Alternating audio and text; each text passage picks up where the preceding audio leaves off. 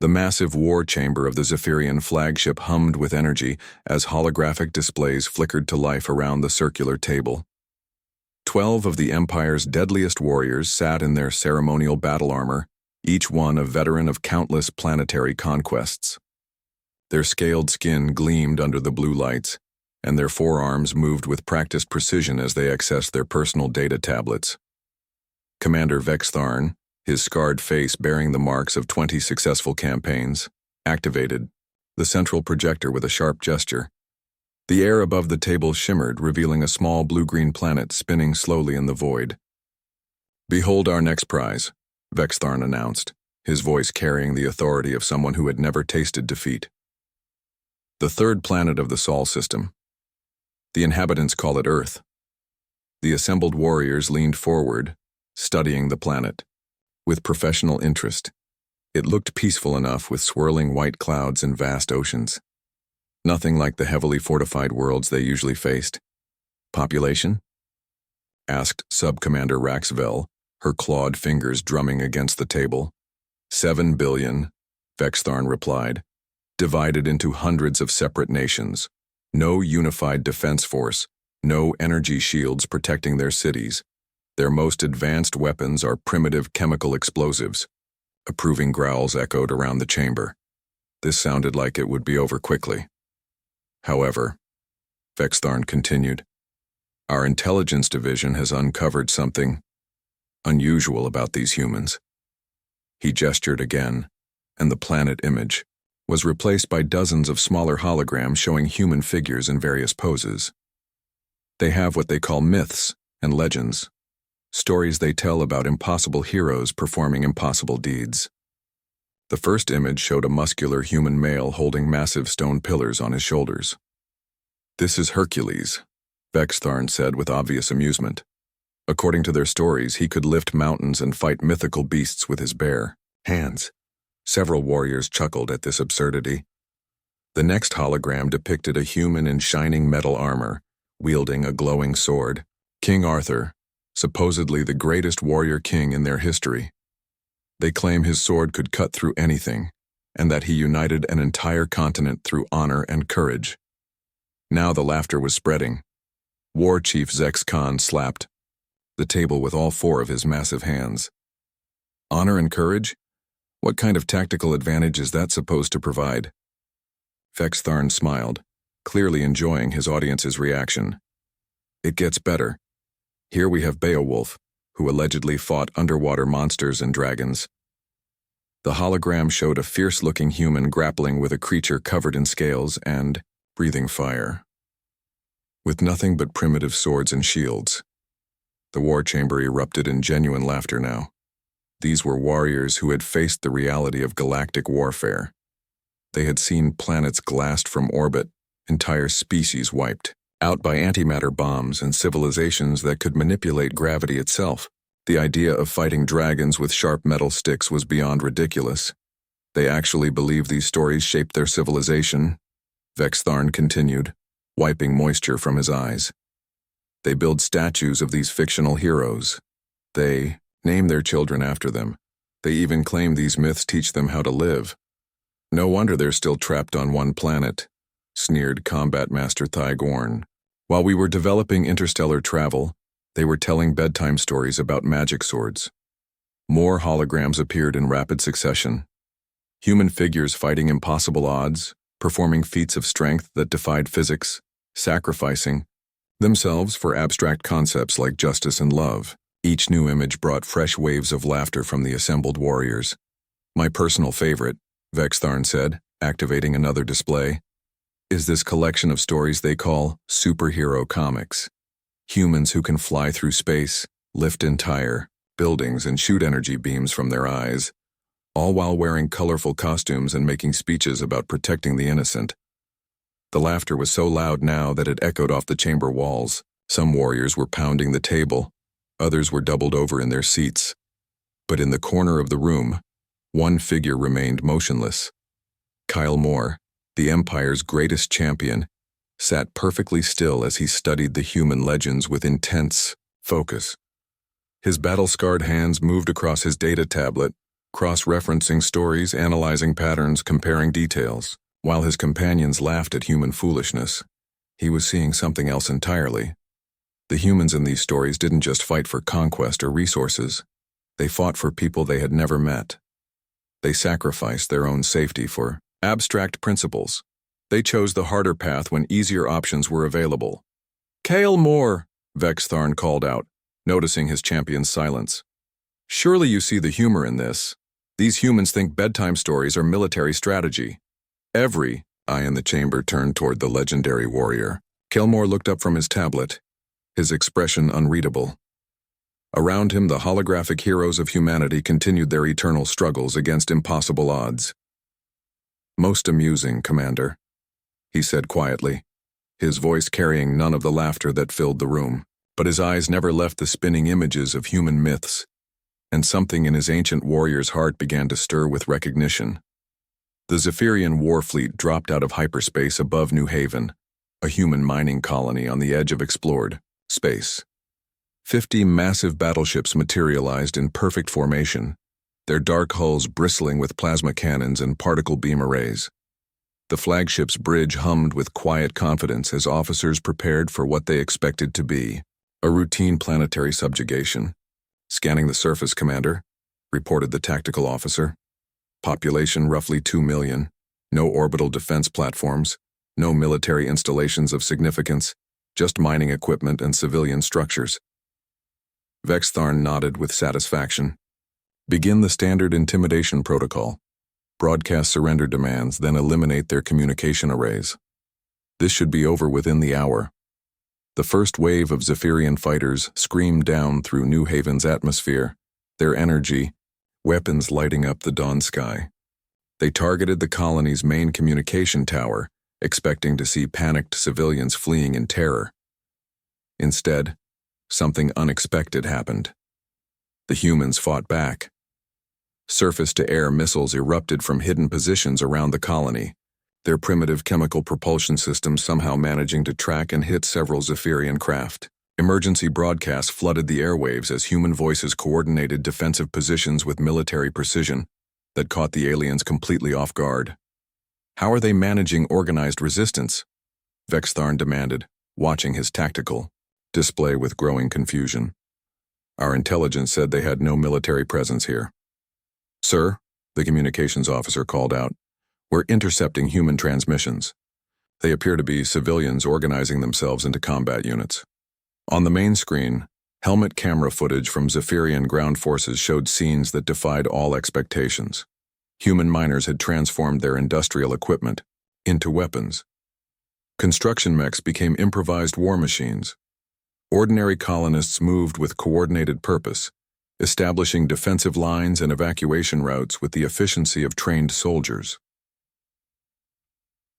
The battle for New Haven's main settlement became a grinding urban warfare nightmare. Human defenders used their knowledge of the colony's layout to devastating effect, turning every street corner into an ambush point. They fought with a desperate courage that puzzled the Zephyrian troops, refusing to surrender even when facing impossible odds. In the command center of the human colony, a woman named Director Chen coordinated the defense alongside Chief Engineer Rodriguez and Dr. Patel from the medical facility. None of them were soldiers, but they had transformed into battlefield commanders through sheer necessity. "Sector 7 is reporting heavy casualties," Rodriguez called out, monitoring multiple communication channels simultaneously. "They're requesting permission to fall back." "Negative," Chen replied without hesitation. "If Sector 7 falls, the evacuation routes to the underground shelters get cut off. They need to hold for another 20 minutes. "Ma'am," came a voice through the static-filled radio. "This is Team Leader Harrison in Sector 7. We understand the situation. We'll buy you those 20 minutes, whatever it takes." Cale Moore, leading a ground assault team through the colony's industrial district, paused as he overheard this exchange through his universal translator. The human's voice carried no fear, no hesitation, just grim determination to protect others, even at the cost of his own life. "Advance scout to Cale Moore," his radio crackled. "We've encountered another defensive position. Humans are using mining explosives to collapse building facades onto our vehicles." Casualties? Kyle Moore asked. Minimal on our side, sir. But the humans, they're timing the explosions to trap themselves in the buildings. They're choosing death over retreat.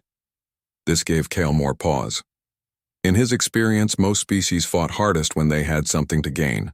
Resources, territory, survival. But these humans were fighting hardest when they had everything to lose. As the battle continued, more prisoners were taken. In the interrogation chambers aboard the flagship, Zephyrian intelligence officers struggled to make sense of their captives' responses. Why do you resist? The interrogator asked a wounded human engineer. Your colony has no strategic value. Your people could be relocated to work camps. Why choose death? The human, his arm in a makeshift sling, looked up with clear eyes. Because someone has to stand between you and the families in those shelters. That's what we do. That's who we are. You speak of duty, the interrogator said with obvious confusion. But duty to what? Your government is not here. Your military cannot help you. What authority commands your loyalty? You don't get it, the human replied quietly. Nobody commanded us to fight. We chose to fight, because protecting innocent people is the right thing to do. Back on the surface, Kyle Moore witnessed something that would haunt him for cycles to come.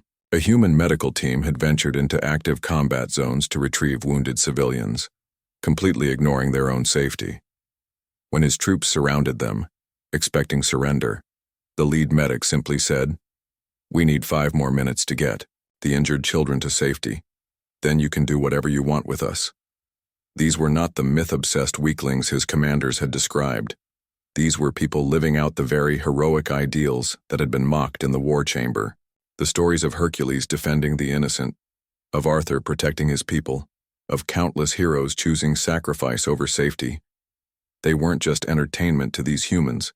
They were instruction manuals. As New Haven's defenses finally crumbled after 18 hours of brutal fighting, Kyle Moore found himself studying battlefield reports with the same intensity he had once reserved for tactical manuals. Every act of human courage, every impossible stand, every moment when ordinary people became heroes, it all connected back to those laughed-at myths. The humans had lost their colony, but they had won something far more valuable. They had planted seeds of doubt in the mind of the Empire's greatest warrior. The holographic casualty reports floated ominously above the War Council table, their red numbers casting an eerie glow across the assembled Zephyrian commanders. What should have been a simple planetary conquest had turned into something far more costly than anyone had anticipated. 18 hours to take one mining colony, War Chief Zex Khan growled, his forearms crossed in obvious displeasure. We've lost more fighters in this single engagement than in our last 3 campaigns combined. Commander Vextharn manipulated the tactical display, showing the smoking ruins of New Haven from orbit. The resistance was unexpected, but we achieved our objective. The colony is secure. Secure? Sub-Commander Raxvel's voice dripped with sarcasm as she highlighted sections of the report. We control the surface, but our occupation forces are reporting constant sabotage. Supply lines are being attacked.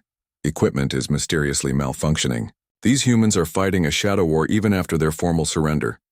Combat Master Thigorn slammed his massive fist on the table. They're primitives with chemical weapons and metal tools. How are they causing us such difficulties? Because they don't fight like any species we've encountered before, Kyle Moore said quietly from his position at the far end of the table. All eyes turned toward the legendary warrior as he stood, his battle-worn armor bearing fresh scars from the surface fighting. Vextharn's expression darkened. Explain. Kyle Moore activated his personal data pad, projecting combat footage from the New Haven assault.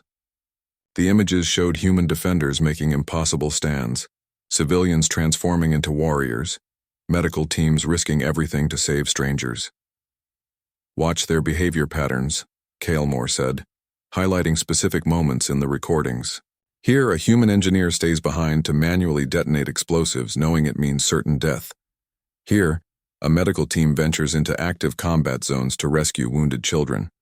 Here, ordinary miners coordinate defensive positions with the tactical skill of career soldiers. Desperation makes any species fight harder, Zex Khan dismissed. There's nothing special about— No, Kyle Moore interrupted, his voice carrying a rare edge of authority. This isn't desperation, this is doctrine. They're following patterns, behavioral templates that go back thousands of their years. He gestured, and the combat footage was replaced by the human mythological figures they had mocked days earlier. Remember these stories we laughed at? Watch the parallels. The display split, showing ancient human legends alongside modern battlefield footage. Hercules protecting innocent people matched with the human engineer's sacrifice. King Arthur's knights defending the weak paralleled the medical team's courage. Beowulf's lone stand against impossible odds mirrored the miners' coordinated resistance.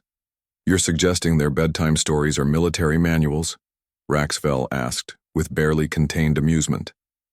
I'm suggesting, Kyle Moore replied, his voice steady despite the mockery around him, that we fundamentally misunderstood what those stories represent. They're not entertainment. They're aspirational programming. Every human child grows up learning these patterns of heroic behavior. The war chamber fell silent except for the hum of the ship's engines. Then Tigorn burst into laughter. The great Kyle Moore, conqueror of 12 worlds, defeated by children's fairy tales. He wheezed between fits of amusement. Perhaps our champion is finally showing his age. Other commanders joined in the laughter, but Kyle Moore remained unmoved. He had seen too much on the surface of New Haven to dismiss what he had witnessed. They turned ordinary colonists into effective soldiers within hours, he continued, his voice cutting through the mockery. They coordinated complex defensive strategies without formal military training. They chose death over surrender, not out of fear, but out of principle. Name one other species that fights like this. Vextharn leaned forward, his scarred face serious. You're suggesting we've underestimated them, but they still lost. The colony is ours. One colony, Kyle Moore emphasized, at a cost 10 times higher than projected, and if these behavioral patterns are consistent across their entire species, he let the implication hang in the air. Impossible, Zexcon declared. No species can sustain that level of sacrifice across billions of individuals. It goes against basic survival instincts, does it? Kyle Moore asked. Or have they evolved beyond basic survival instincts into something else entirely? The silence that followed was uncomfortable. These were warriors who had built their empire on predictable patterns of conquest. Overwhelm the enemy with superior firepower, break their will to resist, occupy, and exploit. It had worked on dozens of worlds against hundreds of species. But humans weren't following the pattern. What do you propose? Vextharn asked finally. Kyle Moore straightened, his decision made. Grant me command of the ground assault on their next major population center. Let me study their combat behavior firsthand. I need to understand what we're truly facing before we commit the full fleet to Earth itself. You want to lead ground troops personally? Raxfell asked in surprise. You haven't done field combat in cycles. Your role is strategic command. My role, Kyle Moore replied, is to ensure victory for the Empire, and right now, I don't think we understand our enemy well enough to guarantee that victory. Vextharn studied his greatest champion with calculating eyes. Around the table, other commanders exchanged glances. The legendary Kyle Moore requesting field assignment was unprecedented. Very well, the commander decided. The next target is a human research station on Kepler 442b. Population 50,000, mostly scientists and support staff. It should provide an excellent laboratory for your theories. Thank you, Commander, Kyle Moore said with a formal bow. As the council dismissed and commanders filed out, Tigorn approached Kyle Moore with a predatory grin. Try not to let the humans corrupt you with their fairy tale nonsense, he sneered. It would be embarrassing if our greatest hero forgot which side he fights for. Kyle Moore met his gaze without flinching. I know exactly which side I fight for. The question is whether you know which side will ultimately win. Left alone in the war chamber, Kyle Moore stared at the holographic display showing the next target. Somewhere on that distant world, humans were probably telling their children stories about heroes who faced impossible odds and never gave up. Soon, he would discover if those children had been listening. The research station on Kepler 442b sprawled across a mountain valley like a metallic spider web, its gleaming laboratories and living quarters connected by enclosed walkways that gleamed in the alien sun. From his command post overlooking the facility, Kalemore studied the human settlement through his tactical visor, noting defensive positions and escape routes with the practiced eye of a veteran warrior. "All units in position, sir," his lieutenant reported through the comm system. "Atmospheric fighters have disabled their communication arrays. Ground assault mechs are ready to breach the perimeter." Kalemore nodded, but something felt different about this attack. Unlike the mining colony, this place seemed almost peaceful. Scientists moved between buildings carrying data tablets and research samples. Children played in small parks between residential blocks. This wasn't a military installation, it was a community. "Begin the assault," he ordered, pushing away his moment of hesitation. The first wave of Zephyrian ground forces crashed through the station's outer barriers like a metal tsunami. Their massive war mechs, each one 3 stories tall and bristling, with plasma weapons, should have sent the humans fleeing in panic. Instead, emergency sirens wailed as the research station transformed before Kalemore's eyes. Scientists became soldiers, laboratories became bunkers, research equipment became weapons. Dr. Williams, the station's lead physicist, coordinated the defense from the main laboratory while his team worked frantically to evacuate critical research data. "Get the quantum drive prototypes to the secondary facility," he called out over the sound of explosions. "If this technology falls into their hands, every human colony becomes vulnerable." "Sir," called out his assistant, a young researcher named Chen, "the evacuation shuttles can't launch while those fighters are in the air. The civilian transports will be sitting ducks."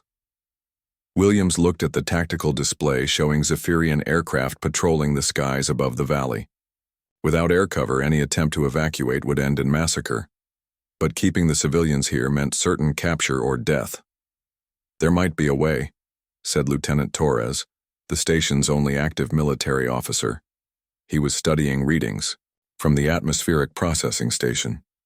"If we overload the weather control systems, we can create an electromagnetic storm.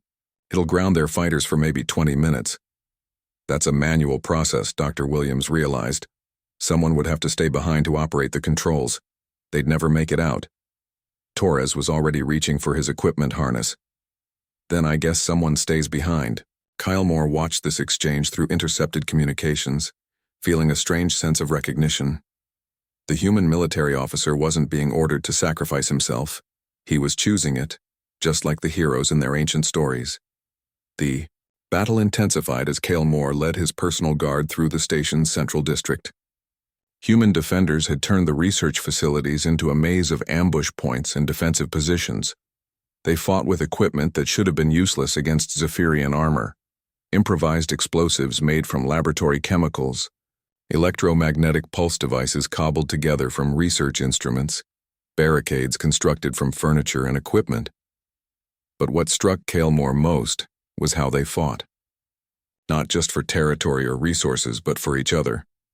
He witnessed a maintenance worker named Rodriguez dive in front of a plasma blast meant for a group of evacuating children, taking the full force of the energy weapon across his chest. As he fell, his last words were shouted instructions to the children about which tunnel would lead them to safety. In the medical facility, Dr. Patel and her team continued treating patients even as Zephyrian forces closed in around them. When offered the chance to evacuate, she simply said, "These people need medical care, that comes first." The battle reached its climax in the station's main plaza, where Lieutenant Torres had indeed stayed behind to manually overload the weather control systems.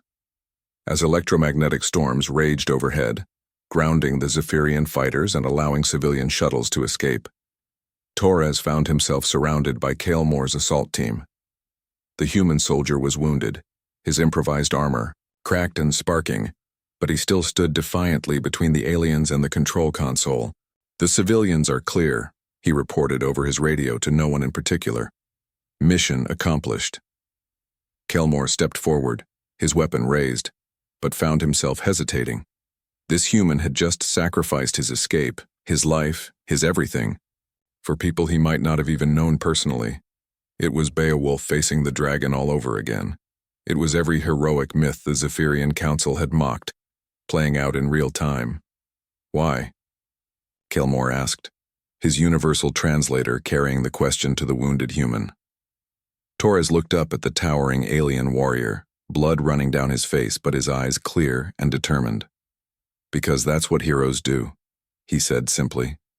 Before Kilmore could respond, an explosion rocked the plaza. A damaged support beam, weakened by the fighting, came crashing down directly toward the Zephyrian champion. His enhanced reflexes weren't enough. The massive metal structure would crush him before he could dodge. But Torres moved first. The wounded human soldier threw himself forward, pushing Kilmore out of the path of the falling beam. The impact threw both of them across the plaza, but Torres took the worst of it. He lay motionless beneath twisted metal and debris. Kilmore struggled to his feet, his armor cracked and his body aching. A piece of shrapnel had penetrated his side, and alien blood pooled beneath him. He expected to die here, surrounded by enemies in a foreign place. Instead, Dr. Patel appeared through the smoke, her medical kit in hand. "Don't move," she said firmly, kneeling beside the wounded Zephyrian warrior. "You've got internal bleeding and possible spinal damage." "I am your enemy," Kilmore said, confusion clouding his thoughts. "Your soldier just died saving me. Why would you—" "Because you're hurt," Dr. Patel replied, already working to stabilize his injuries. "And I'm a doctor. That's all that matters right now." As human medical teams worked to save the life of the alien who had come to conquer them, Kilmore found himself staring at the body of Lieutenant Torres. The human had died living out the very myths his people had created thousands of years ago. But more than that, he had proven those myths weren't just stories. They were prophecies. And for the first time in his long career of conquest, Kilmore began to understand that the Zephyrian Empire might have finally met their match. The medical bay doors hissed shut behind Kilmore as he made his way through the corridors of the Zephyrian flagship. His wounds had healed during the 3-day journey back to the fleet, but the bandages beneath his armor served as constant reminders of what had happened on the research station. More importantly, they reminded him of the human doctor who had saved his life despite every reason to let him die. The War Council chamber felt different now as he entered. The same holographic displays cast their blue light across the same circular table, but Kilmore saw it all with changed eyes. These weren't just military strategists planning another conquest. They were predators preparing to destroy something they couldn't understand. "Ah, our returning hero," Commander Vextharn announced as the assembled warriors rose in greeting. "We trust your field research was enlightening." The sarcasm in his voice was unmistakable. Reports of the research station battle had already reached the council, including details of Kilmore's injury and rescue by human medics. Some viewed it as tactical intelligence gathering. Others saw it as a humiliating defeat. "Most enlightening, Commander," Kilmore replied, taking his seat at the far end of the table. Around him, the Empire's deadliest warriors settled back into their positions, eager to hear his assessment. War Chief Zex Khan activated the tactical display, showing Earth in all its blue-green glory. "Based on your experiences, we've decided to accelerate our timeline. No more small-scale engagements. We'll glass the planet from orbit and be done with this tedious campaign. The humans have proven more troublesome than anticipated," Sub-Commander Raxvel added, her clawed fingers dancing across her data tablet. "But they're still just one species on one world. A few antimatter torpedoes will solve our problems permanently." Combat Master Thygorn leaned forward with obvious satisfaction. "No more of their ridiculous heroic posturing. No more fairy tale nonsense about honor and sacrifice. We'll simply eliminate them and claim their resources." The casual discussion of genocide washed over the chamber like a familiar tide. This was how the Zephyrian Empire had always operated: swift, brutal, efficient. Entire civilizations had fallen to this same cold calculation. But Kilmore found himself thinking of Lieutenant Torres, bleeding out beneath twisted metal after saving an enemy's life, of Dr. Patel, working frantically to heal the very alien who had come to destroy her home, of countless humans he had witnessed choosing others over themselves again and again. "There is another option," he said quietly. The chamber fell silent. Vextharn raised an eyebrow. Explain. Kael'mor stood slowly, his armor gleaming under the chamber lights. We could offer them terms. Conditional surrender. Allow them to maintain their culture and government in exchange for tribute and resource access. Many species have accepted such arrangements. The silence stretched for several heartbeats before Tygorn exploded into laughter. Terms, with the fairy tale believers? Kael'mor, did that human medical treatment damage your cognitive functions? They're primitives with delusions of grandeur, Zexcon added with obvious amusement. Why would we negotiate with insects? Because, Kael'mor said, his voice carrying across the chamber with quiet authority. They're not primitives, and their myths aren't delusions. Vextharn's expression darkened. Elaborate. Kael'mor activated his personal display, showing combat footage from both New Haven and the research station. Watch their behavior patterns again, but this time, don't look at their equipment or their tactics. Look at their motivations. The display showed human after human making impossible choices. Civilians becoming soldiers to protect strangers. Scientists destroying their life's work to keep it from enemy hands. Soldiers sacrificing themselves for people they'd never met. Every civilization tells stories, Kael'mor continued, but most treat them as entertainment, as escape from reality. Humans are different. They treat their myths as instruction manuals for how to live. Instruction manuals for stupidity, Raxvel scoffed. Self-sacrifice is evolutionarily counterproductive. It should have been bred out of their species generations ago. Should it? Kael'mor asked. Then why are they still here? Why do they keep fighting when any rational species would surrender? Why do they treat their enemies with mercy when logic dictates revenge? He gestured, and the display changed to show population statistics, technological advancement curves, and expansion projections for humanity. Their myths don't make them weak, they make them anti-fragile. Every setback, every tragedy, every loss makes them more determined to live up to their heroic ideals. Vextharn slammed his fist on the table. Enough philosophy. They're a single species on a single world. Numbers don't lie. We have superior firepower, superior technology, superior tactics. Their bedtime stories won't stop antimatter warheads. Won't they? Kael'mor asked. Commander, what do you think happens when word of our attack spreads? To other human colonies? To their allies? To species who have observed their behavior? The question hung in the air like a challenge. Around the table, the assembled warriors shifted uncomfortably. You think other species will risk war with the Zephyrian Empire over these humans? Tygorn demanded. I think, Kael'mor said carefully, that we may have found the first species in the galaxy that other civilizations might actually be willing to die for. Not because of treaties or trade agreements, but because of what they represent. The chamber erupted in angry voices. Accusations of cowardice and betrayal flew across the table, but Kael'mor remained standing, calm and unmoved.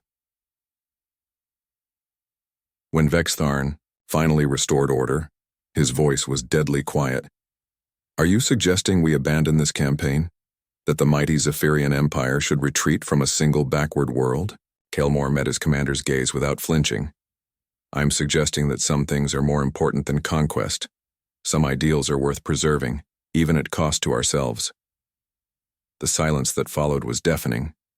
I believe, Kael'mor said, his words falling into the quiet like stones into still water, that human myths aren't weaknesses to be exploited, they're strengths to be respected. And I believe that any species capable of turning ordinary people into heroes deserves a chance to keep inspiring the galaxy. Vextharn rose from his seat, his hand moving to the weapon at his side. Then you are no longer fit to serve this empire. Around the table, other commanders reached for their weapons. But Kael'mor had already made his choice. In his mind, he could hear the echo of Lieutenant Torres's final words, because that's what heroes do. Perhaps not, Kael'mor agreed, his own hand moving to his communicator. But I am fit to serve something greater. With a single gesture, he activated an override code that sent the fleet's targeting systems into emergency shutdown. Across 50 warships, weapons powered down, and navigation systems locked into safe mode. What have you done? Vextharn roared. Kyle Moore smiled, feeling the weight of decision lift from his shoulders. What humans have been teaching me to do all along. I chose to be the hero of my own story.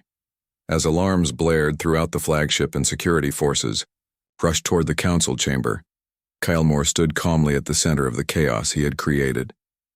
For the first time in his long career of conquest, he had chosen to protect rather than destroy. And somewhere in the depths of space, Earth continued to spin peacefully in its orbit, its people unaware that their myths had just saved their world.